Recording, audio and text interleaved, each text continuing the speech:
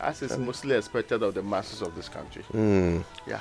So last night, I tried to represent us at the Meet the Press. Yes. I wasn't invited, but I thought I would make a presence because our audience would have liked I'm sure they admit to be represented. I'm sure.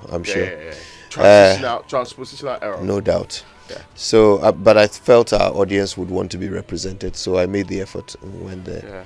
Charlie, if I tell you the things I tried just to get the attention of Mr. Miracles Abuaji so I could ask a question. Look, apart from waving my hands in the air, I even switched on the flashlight on my phone and was waving it. I got a national security threat. Somebody even WhatsApped him to tell him that I would like to ask a question. To which he said, okay, but never got round to me. Yeah, there's a lot of people there. There were a lot of people. So yeah, I tried, but I was invited, but I couldn't make it. But this is my point with these encounters, and it's part of the reason sometimes I'm not so keen on being there. Yeah. Any encounter where, and if you ask a question, you don't get a chance to follow up. Yeah. And the other challenge is that a lot of our colleagues don't follow up on other people's questions. Yes. So I should be able to follow up and say, when could you ask you this question? I mean, you said this. How about that? Everybody comes with his question. Maybe if institutions were banned there, so let's say the three of us were asked to come and ask questions, the questions we have to follow, then we can choose that when you ask the first question, but others have actually preset their questions. That's what I'm saying. And determined that. So it will be difficult for them to abandon your own to come and seek clarification. Because they've made it so that everyone can ask only one question. Yeah. They're not going to come around to you twice. Which is really not... it's the reason I say that. I mean, our colleagues also, when somebody asks a question that hasn't been properly answered, you can actually, shelve your question and ask a follow-up. Oh, yes, I didn't see anything wrong with it. In fact, that would be the best journalistic practice. Yes, because the idea is that we want information out of this event. It's not about, I want to go on record as having asked a question for my company. And this thing where the public judges the journalist for the questions they ask, right? So, this one's question was better than that one's question. Or this question was dealt with better than... so people get a bit paranoid about what question to ask. Personally, I just think of what my audience wants to know, and then I ask that. So if we were all thinking that way, maybe we would do more of the follow-up thing. Let me start with what's on the front page of the Daily Graphic, and it's reporting this morning. NDC promises economic revival. Manifesto addresses jobs and infrastructure, assures better lives, and that's the biggest story on the front page. The next story on the front page is NPP deserves another term. Bawumia touts MPP's better records, says party will do more next term. And it's interesting, right? The Daily Graphic is able to catch up both events from Saturday and Sunday, even in the evening, on the front page. That's a lot of work required. Indeed it is. But you see, this is the thing. Raymond, we're on air. I mean, you and I were on air on Saturday. Yes. And we discussed the NDC's manifesto.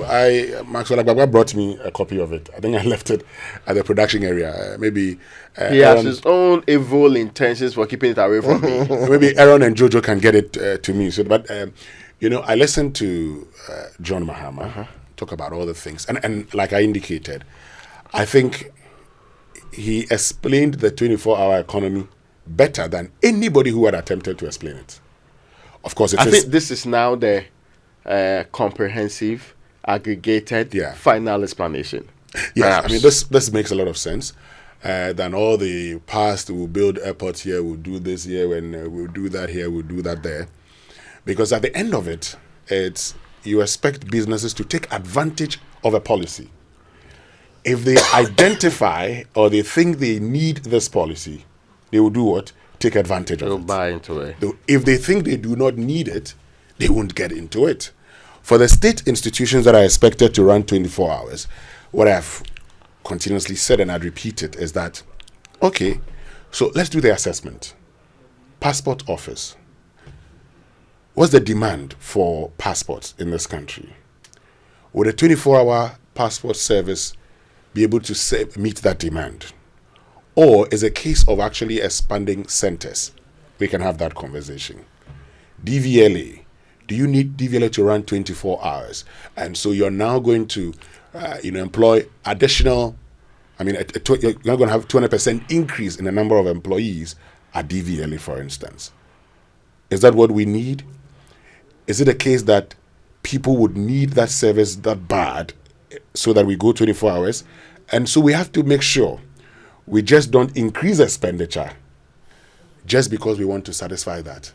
There must really be an assessment that indicates that truly people will be better served in a 24 hours with some of the state agencies. If it's not necessary, you don't go into it. As for the private sector, I think that some of them can run 24 hours. But again, you need to have a market for the things they produce. These are all conversations that I'm sure will be had later on. Yes, you want to make a point? No, yes, because at the end of the day, I feel Sunday, somewhere in Sunday, they had released the first, what Mahama will do in the first 120 days, including the nomination of all ministers, complete cabinet by first 14 days, constitute the leanest and most efficient government under the Fourth Republic in the first 90 days, establish a robust code of conduct and standards for all government officials, hold a national economic dialogue to discuss the true state of the economy, and prepare a homegrown fiscal consolidation program to guide the budget. Within my first 90 days, that's Mahama's first 90 days, scrap the following draconian taxes: e-levy, COVID levy, 10% levy on bet winnings, and emissions levy, 4 of them.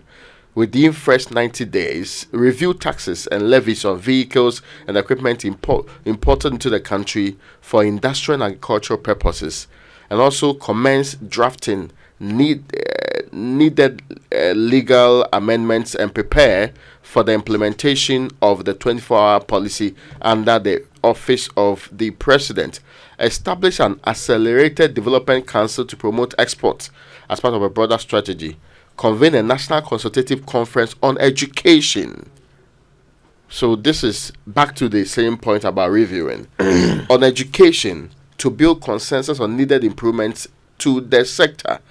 Implement the no academic fee policy for all first-year students. And this time around, it clarifies that it includes teacher trainees, college, and basically every tertiary institution.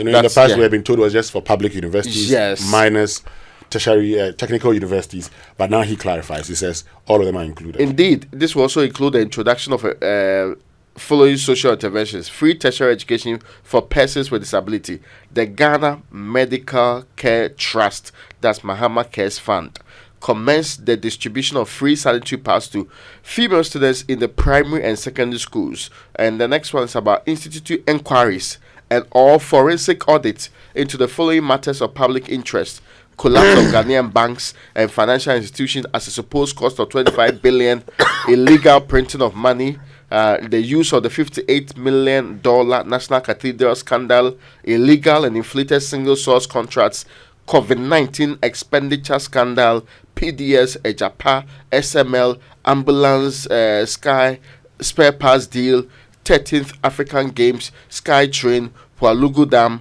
Masset, Galamsey fraud, missing excavators and tricycles, Sputnik V, bust scandal, and others. I have just listed 13 of the 26 first 120 days promise. Yeah, so he's indicated the timeline. Yeah. And so if he's elected, we'll be back to assess him. Yeah, we'll be counting the days. And you'll be counting the days. Well, so, I mean, when we get into the discussions, we'll talk about it. I think that they had a very well-organized program.